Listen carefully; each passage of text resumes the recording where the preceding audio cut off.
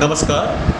मागच्या वेळेला आपण व्यावसायिक कायद्यामध्ये जे बी.कॉम पार्ट 3 राष्ट्रसंत तुकडोजी महाराज नागपूर विद्यापीठाने जे काही व्यावसायिक कायदे या विषयामध्ये जे युनिट्स ठेवल्या गेलेले आहेत, जो एक्झामसाठी म्हणा किंवा अभ्यासासाठी म्हणा जो अभ्यासक्रम ठेवण्यात आलेला, त्यावर आपण युनिट 1, युनिट 2, युनिट 3, युनिट 4 याच्यावर आपण परिपूर्ण चर्चा केलेली.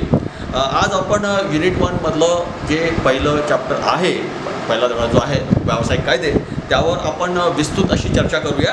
आता नेमकं व्यावसायिक कायद्यामध्ये कायदा म्हणजे नेमकं काय हे बघूया. तर सगळ्यात महत्त्वाचं म्हणजे प्रत्येक देशामध्ये जे काही कायद्याचं जे काही स्थान आहे ते स्थान सगळ्यात महत्त्वाचं आहे. कारण काय, कायद्यामध्ये ज्या काही व्यक्ती येतील, समाज येईल, समाजापासून व्यक्तीपासूनच समाज बनत असतो, तर त्या समाजामध्ये किंवा त्या व्यक्तीमध्ये समान मानल्या जावं, कायद्यासमोर सगळे समान असावेत, म्हणून कायदा करण्याची जी काही प्रक्रिया आली ती प्रत्येक देशामध्ये आलेली. आता देशाचं जे काही सरकार आहे किंवा शासन आहे त्या व्यवस्थेकडून जे काही प्रचलित विधेयक तयार होतात, पहा मी कशावर जोर देतो आहे, विधेयकावर जोर देतो आहे. विधेयक तयार होतात आणि किंवा विधेयक जे काही केले जातात त्या विधेयकास कायदे मंडळाची जी काही मंजुरी दिल्यास विधेयक मंजूर झाले असे समजले जाते. मग हे जे मंजूर विधेयकावर देशाचे जे कोणी राष्ट्रपती असतील ते राष्ट्रपती सही करतील आणि त्या सही केल्यानंतरच तो कायदा हा मंजूर झाला असं आपण मानतो. म्हणजे कायदा अस्तित्वात आल्यानंतर त्याचं पालन करणं हे आवश्यक ठरते. पहा, म्हणजे आपण म्हणतो ना, कायदा कुछ भी बोले तो भी अपने को जो अच्छा लगता है ताकि वो उसके ऊपर में अफेक्शन्स ना है ना. कायदा जिथे येतो तिथे स्वरक्षण येते, हे मी मला म्हणायचं आहे. पहा मी काय म्हणतो आहे, कायदा जिथे येते तिथे स्वरक्षण येते. म्हणजे आपल्यामुळे दुसऱ्यांवर कोणतीही आपत्ती येऊ नये म्हणून कायदा आहे, बरोबर आहे ना. आता तुम्ही मला एक सांगा की जसं की रात्रीच्या वेळेस आपण खूप मोठ्याने लाऊडस्पीकर किंवा ट्रोबोन आपण वाजवू शकतो का? नाही. म्हणजे कायदा काय म्हणतं की तुम्हाला जर का ट्रोबोन किंवा लाऊडस्पीकर ऐकायची किंवा गाणी ऐकायची असतील तर तुम्ही तुमच्या सीमितपर्यंत ऐका. म्हणजे तुम्ही जर का खूप मोठ्याने जर का गाणी ऐकत असाल किंवा खूप मोठ्याने तुम्ही समजा ट्रोबोन वाजवत असाल तर सगळ्यात महत्त्वाचं म्हणजे त्यामुळे दुसऱ्यांना डिस्टर्ब नको व्हायला, दुसऱ्यांची झोप मोड नको व्हायला, बरोबर. म्हणजे एकंदरीत स्वतःचा आनंद उपभोग घेत असताना, सगळ्यात महत्त्वाचं म्हणजे स्वतःचा आनंद किंवा स्वतःला आनंदित करीत असताना तो आनंद स्वसाठी असलेला पाहिजेत. त्या स्व आनंद घेत असताना दुसऱ्यावर कोणतीही आपत्ती किंवा दुसऱ्यावर कोणताही त्रास व्हायला नको. मी तुम्हाला एक रशियाची एक गोष्ट सांगतो की फ्रीडम काय असतं आणि कायदा काय असतं, है ना. स्वातंत्र्य काय असतं आणि कायदा काय असतं, या दोन्ही गोष्टीचा उद्या 15 ऑगस्ट आहे, स्वातंत्र्य होऊन जवळपास 71-72 वर्ष झालेले आहेत, बरोबर. आणि त्याच्यावर सांगतो मी तुम्हाला की स्वातंत्र्य आणि कायदा काय असतं. सगळ्यात महत्त्वाचं म्हणजे की रशिया जेव्हा झारमधनं मुक्त झाला, है ना, झारचं साम्राज्य होतं रशियावर, आणि रशिया जेव्हा झार साम्राज्यातून जेव्हा मुक्त झाला तेव्हा एक 80 वर्षाची म्हातारी, तिला असं वाटलं की मी स्वतंत्र रशियाची स्वतंत्र नागरिक आहे, बरोबर आहे ती स्वतंत्र रशियाची स्वतंत्र नागरिक आहे. कारण काय की रशिया हा जो आहे हा झारमधून मुक्ती झाला होता. झार या राजवटीमधून मुक्त झालेला होता आणि ती फ्री झालेली होती. जसं आपण 15 ऑगस्ट 1947 रोजी आपण स्वतंत्र भारत आपण स्वतंत्र झालेलो आहे ना, बरोबर आहे ना, आपण फ्री झालेलो. सगळ्यात महत्त्वाचं म्हणजे तिला सुद्धा असं वाटलं की आपण सुद्धा फ्री रशियाचे फ्री नागरिक आहोत, स्वतंत्र रशियाचे स्वतंत्र नागरिक आहोत, स्वतंत्र भारताचे स्वतंत्र नागरिक आहोत. पहा मी दोन्ही याच्यावर थोडासा स्ट्रेस केलेला, बरोबर. तिला असं वाटलं की कानाबा मी का बरं ना मी रस्त्याच्या मधातून चालायला पाहिजे. पहा तिला असं वाटलं की मी स्वतंत्र रशियाची स्वतंत्र नागरिक आहे आणि मी माझा स्वतःचा आनंद उपभोग घेत असताना मी स्वतःच्या रस्त्याच्या मधातून का नाही चालू, आणि ती मधातनं चालायला लागली. तिच्या मनामध्ये काय कल्पना होती, त्या 80 वर्ष म्हातारीमध्ये काय कल्पना होती की मी स्वतंत्र रशियाची स्वतंत्र नागरिक आहे, त्यामुळे मी कुठूनही चालू शकते, आणि ती रस्त्याच्या मधातनं चालायला लागली. आता किती मोठं बेकार आहे ना, किती बेकार ना, आहे ना. समजा रस्त्यातनं मधातून चाललं आणि एखाद्या वाहनाने समजा धडक दिली तर रामनाम सत्य आहे ते तिथं आपल्या रस्त्यातच झालं असतं. मग कायदा काय म्हणतं की जर का तुम्हाला पायी चालायचं असेल, the rules of the road can be going to the affections of that. मला काय म्हणायचं आहे की रस्त्याचे नियम काय म्हणतात, रस्त्याचा कायदा काय म्हणतो की जर का तुम्ही पादत्राणी चालत असाल, पायी चालत असाल, तर तुम्हाला जे सोय केलेली आहे त्याला आपण काय म्हणतो, रस्त्याच्या कडेने तुम्हाला चालायला पाहिजेत, तिथून चालायला पाहिजेत. कारण काय की रस्त्यावरून जायसाठी वाहनाची सोय केलेली आहे, बरोबर आहे. आता तर 1 पदरी 2 पदरी 3 पदरी 4 पदरी आहेत. तुम्हाला तुमचा स्पीड किती ठेवायचा आहे त्यानुसार तुम्हाला तुमच्या त्या रोड्सवरनं तुम्हाला जाता येईल. म्हणजे पहिल्या रनवेवरून म्हणू की आपण दुसऱ्या रनवे म्हणू की तिसऱ्या रनवे, हा शब्द पर्टिक्युलर विमानासाठी वापरला जातो. पण आजच्या याच्यामध्ये first call, second call, third call असे सुद्धा 6-6 पदरी आहेत. म्हणजे पहिल्या पदरीवरून किती स्पीडने तुम्हाला जायचं आहे, दुसऱ्या पदरीवरून, हा कायदा झालेला आहे, कायदा असतो तो. The rules of the roads असतात की त्यानुसार तुम्हाला ती स्पीड तुम्हाला ती मेंटेन करावी लागेल आणि चालवावं लागेल. म्हणजे एकंदरीत काय झालं की प्लॅटफॉर्म आहे ना, रस्त्याच्या बाजूनी तुम्ही पायी चालू शकता, पण रस्त्याच्या मधातनं तुम्ही चालू शकत नाही. आणि जर का तुम्ही असं केलं तर स्वतःचा आनंद उपभोग घेत असताना, मी काय म्हणतो, स्वतःचा आनंद उपभोग घेत असताना त्या आनंदाचा विरजन दुसऱ्यावर पडायला नको, हे सगळ्यात महत्त्वाचं आहे. आणि कायदा हेच सांगतं की तुम्ही रंगीबिरंगी कपडे वापरू शकता, स्वमनानुसार तुम्ही रुचीयुक्त पदार्थ खाऊ शकता, स्व आनंदित राहू शकता, आपला आनंद द्विगुणित करू शकता, आपला आनंद दुसऱ्याशी शेअर करू शकता. परंतु आपला आनंद व्यक्त करत असताना दुसऱ्यांच्या आनंदावर विरजन पडायला नको, दुसरं दुःखी व्हायला नको, हाच सगळ्यात महत्त्वाचा कायदा म्हणतात.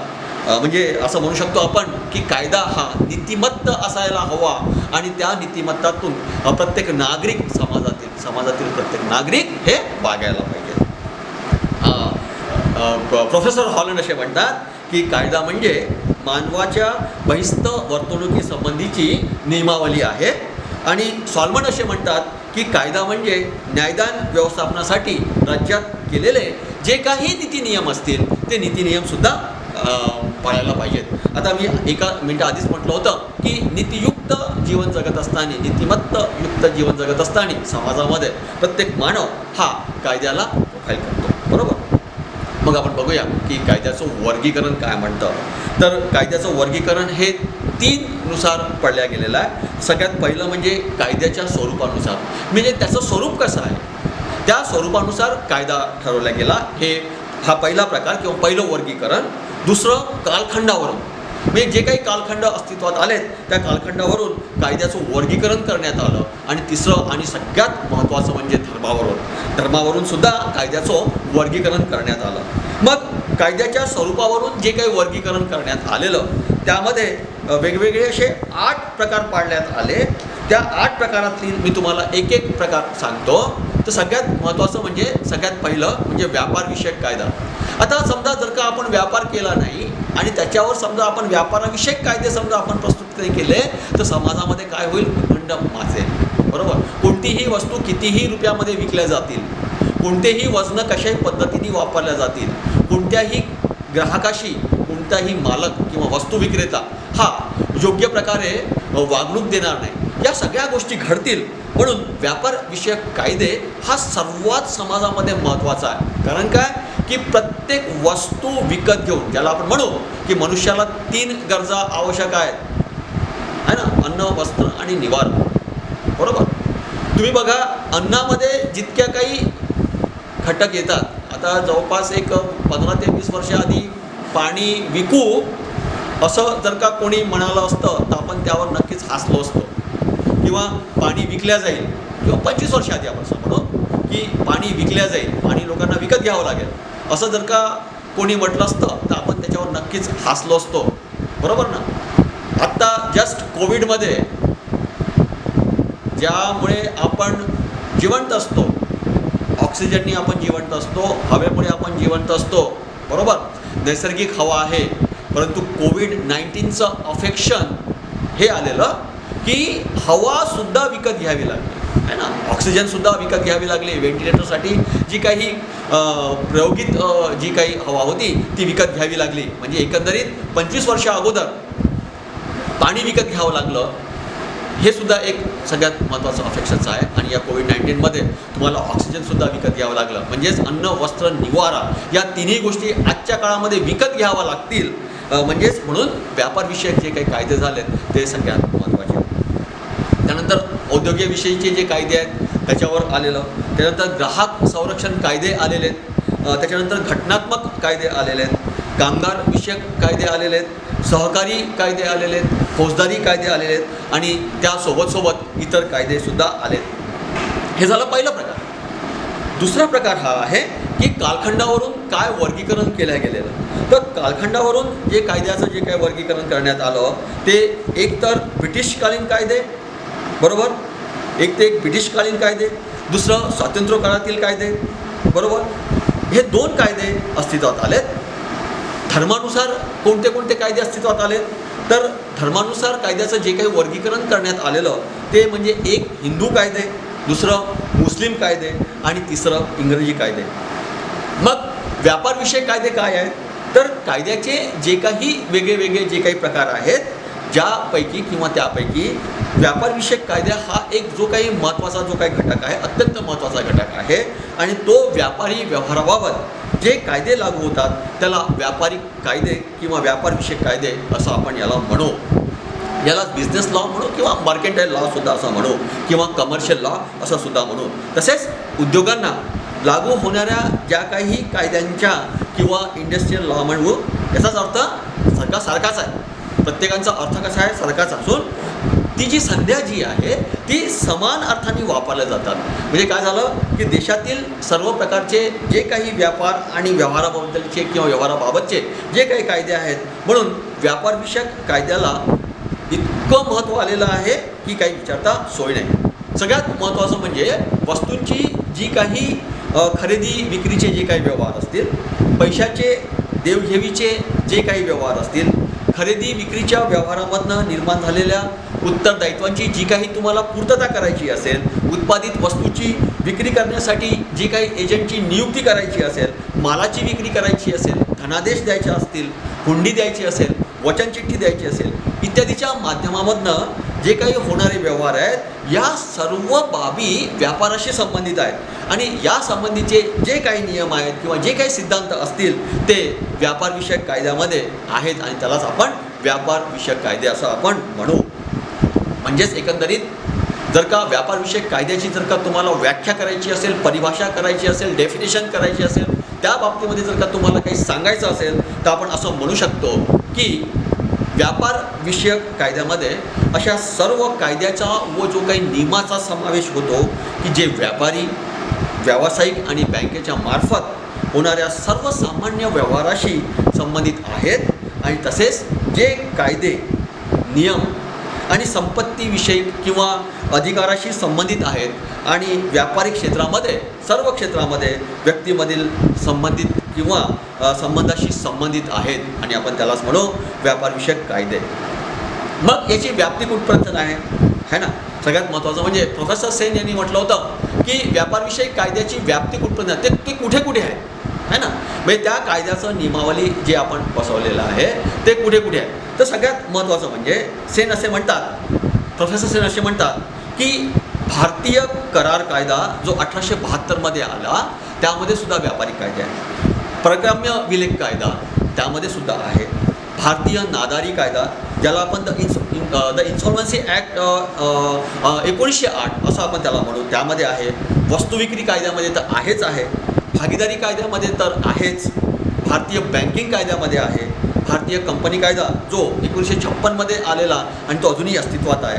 प्रतिलिपी अधिकार कायदा ज्याला आपण कॉपीराइट ॲक्ट्स म्हणू त्यामध्ये सुद्धा आहे. म्हणजे तसेच औद्योगिक कायद्यामध्ये ज्या काही सगळ्यात महत्त्वाचं म्हणजे ज्या काही कायद्याचा समाविष्ट करण्यात आलेला आहे त्यामध्ये जो काही श्रमिक संघ कायदा आहे जो 1923मध्ये आलेला, वेतन कायदा जो आला तो 1936मध्ये आलेला, भारतीय निर्माणी कायदा फॅक्टरी ॲक्ट्स जो आला तो 1944मध्ये आला, औद्योगिक विवाद कायदा आहे ना, इंडस्ट्रियल डिस्प्यूट ॲक्ट जो आलेला तो 1947मध्ये आलेला, कर्मचारी राज्य विमा कायदा, बोनस कायदा आणि बोनस कायदा 1965 आणि लवादा संबंधीचा कायदा आणि नुकसान संबंधीचा कायदा, हे इतके सगळे कायदे सगळे व्यापारविषयक कायद्याची व्याप्ती आहे. पुन्हा एकदा सांगतो तुम्हाला की भारतीय करार कायदा 1872, एक व्यापारविषयक कायदाची व्याप्ती कुठे कुठे आहे त्याविषयी मी तुम्हाला सांगतो आहे. पुन्हा एकदा मी तुम्हाला सांगतो की भारतीय करार कायदा 1872, परक्राम्य विलेख कायदा 1881, भारतीय नागरी कायदा 1908, वस्तू विक्री कायदा 1930, भारतीय भागीदारी कायदा 1932, भारतीय बँकिंग कायदा 1949, भारतीय कंपनी कायदा 1956, प्रतिलिपी अधिकार कायदा 1970 आणि तसेच औद्योगिक कायद्यामध्ये ज्या काही कायद्याचा समावेश करण्यात आला त्यामध्ये श्रमिक संघ कायदा, Indian trade acts, labour union acts 1926, वेतन कायदा, सॅलरी रूल्स, सॅलरी ॲक्ट्स 1936, भारतीय निर्माणी कायदा, फॅक्टरीज ॲक्ट्स 1948, औद्योगिक विवाद कायदा, इंडस्ट्रियल डिस्प्यूट्स ॲक्ट 1947, कर्मचारी राज्य विमा कायदा, बोनस कायदा 1962, लवादा संबंधीचा कायदा आणि नुकसान भरपाईचा कायदा इत्यादी. मग याची जी काही व्यापारविषयक कायद्याचा जो काही उगम झाला किंवा जी काही उत्क्रांती झाली, ज्याला आपण म्हणू की इव्हॅल्युशन्स ऑफ द बिझनेस लॉ ज्याला आपण म्हणू, तर जे काही व्यापारविषयक जे काही कायदे आले ते सामान्यपणे इंग्लंडमधील व्यापारी कायद्यावर आधारित आहे. म्हणजे इंग्लंडचा जो काही कायदा असेल बिझनेससाठी, व्यापारासाठी, तोच परिपूर्णपणे आपल्या सिव्हिलायझेशनशी, आपल्या संस्कृतीशी जुळवून घेऊन ते कायदे तयार करण्यात आले. म्हणजे सामान्यपणे कायदा हा किंवा नियम हे एक प्रकारच्या समाजावर स्वतःवर लादून घेतलेले किंवा सरकारने घालून दिलेले बंधन असतं, बरोबर आहे ना. म्हणजे जर का आपल्याला एखादी वस्तू समजा चांगली मिळत नसेल तर आपण लगेच त्याचा आपण कंप्लेंट करतो आणि म्हणतो की बा ही वस्तू बरोबर नाही. हे सगळं का शक्य झालेलं? हे सगळं शक्य याच्यासाठी झालेलं की कायदा आहे म्हणून, नियम आहे म्हणून. म्हणजेच काय झालं की भारतातील जे काही व्यापारविषयक कायद्याचा जो काही उगम जरी इंग्रजी राजवटीपासून झाला असला तरी भारतीय जी काही परिस्थिती असेल, मी 1 मिनिट आधी जे काय बोललो, व्यापारी प्रथा जी काय असेल, रीतिरिवाज किंवा इत्यादी बाबी सगळ्या विचारात घेऊन ब्रिटिश कायद्याच्या अनुषंगाने बदल करून ते भारतामध्ये काय करण्यात आलं, लागू करण्यात आलं. याशिवाय जे काही कायदे आहेत ते भारतीय संसदेने आणि राज्य विधानसभेने मंजूर करून भारतातील व्यापारविषयक कायद्याचा उगम किंवा उत्क्रांती केलेली. आता मग सगळ्यात महत्त्वाचं म्हणजे जे काही इंग्लंडमधील जे काही व्यापारविषयक जे कायदे आहेत, म्हणजे काय झालेलं की ज्याला आपण म्हणू इंग्लिश बिझनेस लॉ, ज्याला आपण म्हणू की भारतीय व्यापारविषयक कायद्याचा जो काही उगम इंग्लंडमधील व्यापारविषयक कायद्यापासून झालेला आहे. नक्कीच म्हणजे भारतीय कायद्यामध्ये जे काही एखाद्या बाबीसंबंधी तरतूद असेल किंवा नसेल, परंतु ती स्पष्ट जर का नसेल तर भारतीय न्यायालयाने इंग्लंडमधील कायद्याचा आधार घेतलेला आहे. असे कितीतरी उदाहरण आपल्याला सांगता येतील. म्हणजे एकंदरीत भारतीय राज्यघटना हे याचे एक महत्त्वाचे उदाहरण होय. म्हणजे जी काही राज्यघटना केली त्यात काही प्रमाणामध्ये इंग्लंडचं सुद्धा राज्यघटना त्यामध्ये समाविष्ट करण्यात आलेली आहे. त्यानंतर दुसरं जे काही आहे ते भारतीय संसद आणि राज्य विधानसभांनी केलेले कायदे. आता भारतीय हे कसं आहे, हे संघ राज्य आणि केंद्रीय पातळीवर संसद आणि राज्य पातळीवर राज्य विधान मंडळ आपापल्या कार्यक्षेत्रासाठी जे काही कायदे पारित करतात, संसदेतर्फे जे काही विधेयक पारित करून त्यावर राष्ट्रपती सही करतो आणि त्यानुसार तो कायदा काय करतो, अस्तित्वात येतो. आता उदाहरणार्थ भारतीय करार कायदा हा जो 1872मध्ये आला तो संसदेमधनंच आलेला. परक्राम्य विलेख कायदा 1881मध्ये परक्राम्य विलेख कायदा हा सुद्धा आलेला. वस्तू विक्री कायदा हा सुद्धा आलेला. भारतीय भागीदारी कायदा हा सुद्धा आलेला आणि भारतीय कायदा 1956. तसेच महाराष्ट्र सरकारचा मुंबई दुकाने किंवा आस्थापन कायदा हा महाराष्ट्र विक्रीकर कायदा सहकारी संस्था कायदा म्हणून अस्तित्वात आलेला. त्यानंतर आपण बघूया की भारतीय व्यापारी क्षेत्रातील जे काही रीतिरिवाज आहेत आणि रूढी आहेत, कस्टम्स अँड युजेस जे आहेत, ते दीर्घकाळापासून चालू असणाऱ्या जीवनाच्या ज्या काही सामान्य भाग झालेल्या कायद्यासारखे स्थान लाभलेल्या काही रूढी परंपरा असतात आणि या कायद्यासारखीच असतात. भारतातील हुंड्या, वचनचिठ्ठी, दत्तक विधान, विवाह या प्रचलित पद्धती आणि रूढी या कायद्यासारख्याच आहेत, बरोबर. आणि ती सर्वसामान्य जनतेला म्हणू किंवा सर्वसामान्य व्यक्तींना सर्व मान्यताने मिळालेली आहे. म्हणजे न्यायालयात समजा एखादी विवाह समोर आल्यास याची दखलसुद्धा घेतली जाते की तुमची संस्कृती काय आहे आणि त्या संस्कृतीनुसार तुमचं लग्न किंवा तुम्ही तो करार केलेला आहे का. न्याय आणि समानतेचं तत्त्व, principle of the justice and equity, भारतीय व्यापारविषयक कायद्यामध्ये जे काही इंग्लंडमधील समानतेच्या न्यायालयीन तत्त्वाचं जे काही पालन केलं जातं, एखाद्या खटल्यात किंवा जेव्हा एखाद्या बाबी संबंधीचा कायदा जेव्हा अस्पष्ट असतो तेव्हा विवेकाचा आधार घेऊन न्यायाधीशांना निर्णय द्यावा लागतो. आणि न्यायाधीशाच्या या विवेकालाच आधार घेऊन न्यायाधीशाला निर्णय द्यावा लागतो. आणि न्यायाधीशाच्या या विवेकालाच न्याय किंवा समानतेचे तत्त्व हे कायद्यामध्ये ओळखले जाते. मग भारतीय न्यायालयाने दिलेले निर्णय कसे असतील की आपल्या देशात कायद्याचा जो काही अर्थ लावण्याचा अधिकार आणि उच्च आणि सर्वोच्च न्यायालयाचा आहे, त्याचबरोबर आलेल्या विशिष्ट खटल्यात त्यातील विशिष्ट परिस्थितीचा अभ्यास करून, विशिष्ट खटल्यामध्ये विशिष्ट परिस्थितीचा अभ्यास करून अशी न्यायालयाने जे काही निर्णय दिले असतील तसाच प्रकारचा कायदा प्रचलित होत असतो. मग याला महत्त्व का आलेलं आहे, तर व्यापारी कायद्याला का महत्त्व आलेलं आहे, तर व्यापार आणि उद्योग सुरळीतपणे चालण्यासाठी, व्यापारात येणाऱ्या ज्या काही अडचणी असतील त्याचं निराकरण करण्यासाठी, अंतर्गत आणि बाह्य व्यापारात जे काही नियमितता आणण्यासाठी सगळ्यात महत्त्वाचं आहे. सरकारला विविध कराच्या आणि शुल्काच्या माध्यमामधून जे काही महसूल प्राप्त करण्याचं ज्याला आपण राजस्व म्हणतो, मालक व कामगार याचं जे काही संबंध असतील ते सलोख्याचे राहण्यासाठी, ग्राहकांना योग्य किमतीमध्ये योग्य वस्तू योग्य वेळी योग्य प्राप्त होण्यासाठी सगळ्यात महत्त्वाचा कायदा आहे. ग्राहकांच्या हिताचं संरक्षण होण्यासाठी सगळ्यात महत्त्वाचं म्हणजे ग्राहकांचं हिताचं संरक्षण होणं महत्त्वाचं आहे. कोणत्याही प्रकारचे वाद आणि संघर्ष टाळण्यासाठी, व्यापाराशी संबंधित सर्व घटकांना लाभ मिळवून देण्यासाठी किंवा देशातील आर्थिक विकासाला मदत करण्यासाठी या सगळ्या व्यापारी कायद्याचं महत्त्व आहे. आणि त्या कारणाने जे काही हे जे कायदे जे प्रस्थापित झालेले आहेत त्या प्रस्थापित कायद्यामुळेच या सगळ्या भागावर महत्त्व प्राप्त झालेलं आहे. मी तुम्हाला पुन्हा एकदा व्यापारविषयक कायद्याचं महत्त्व सांगतो की व्यापार व उद्योग हे सुरळीतपणे चालण्यासाठी, व्यापारात येणाऱ्या ज्या काही अडचणी असतील त्याचं निराकरण करण्यासाठी, अंतर्गत आणि बाह्य व्यापारामध्ये नियमितता आणण्यासाठी, सरकारला विविध करांचा आणि शुल्कांचा महसूल प्राप्त होण्यासाठी कायदा आहे. मालक आणि कामगार याचे जे काही संबंध आहेत ते संबंध सलोख्याचे राहण्यासाठी, ग्राहकामध्ये योग्य किमतीत योग्य वेळ प्राप्त होण्यासाठी, ग्राहकांच्या हिताचं संरक्षण करण्यासाठी किंवा संरक्षण होण्यासाठी, कोणत्याही प्रकारचे वाद आणि संघर्ष टाळण्यासाठी, व्यापारिक संबंधित सर्व घटकांना लाभ मिळवून देण्यासाठी आणि देशाची जी काही आर्थिक विकासाला मदत मिळण्यासाठी, त्या कारणाने व्यापारिक विषय कायद्याचं महत्त्व खूप मोठ्या प्रमाणामध्ये प्राप्त झालेलं आहे. Okay then, thank you.